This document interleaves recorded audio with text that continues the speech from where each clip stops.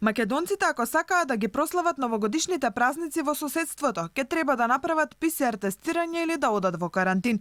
Грција воведува 3-дневен карантин за сите патници кои ќе пристигнат во земјата со авион, вклучувајќи ги патниците кои доаѓаат од земјите членки на Европската унија. Оваа мерка ќе стапи на сила од 18 декември и ќе трае до 7 јануари. Задолжителен ПСР тест на границите или карантин ќе воведе и соседна Србија. Негативен ПСР у најстарiji do 48 sati, a oni koji ga nemaju morat će da idu u karantin 10 dana.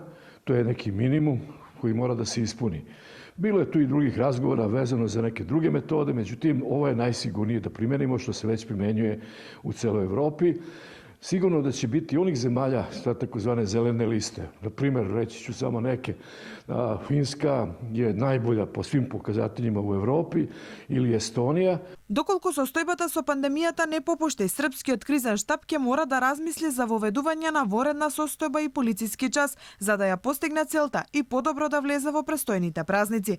Бугарија се уште се нема изјаснето во врска со оваа прашање. Бугарските здравствени власти ќе инсистираат да не дојде до олеснување на рестриктивните мерки пред новогодишните празници. Прерано е да се олеснат мерките од 21 декември. Како лекар и министер, верувам дека не смеа да се дозволат ноќни собири и пијанства во рестораните. Би било прерано.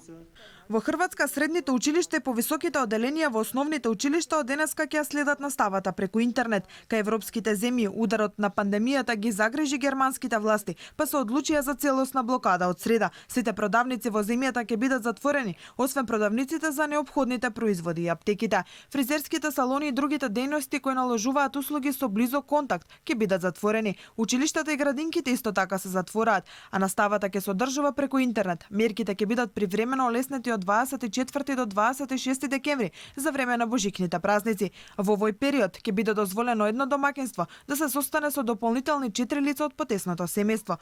И Литванија ќе затвори голем број од продавниците од среда, се со цел да се запре ширењето на епидемијата на коронавирус.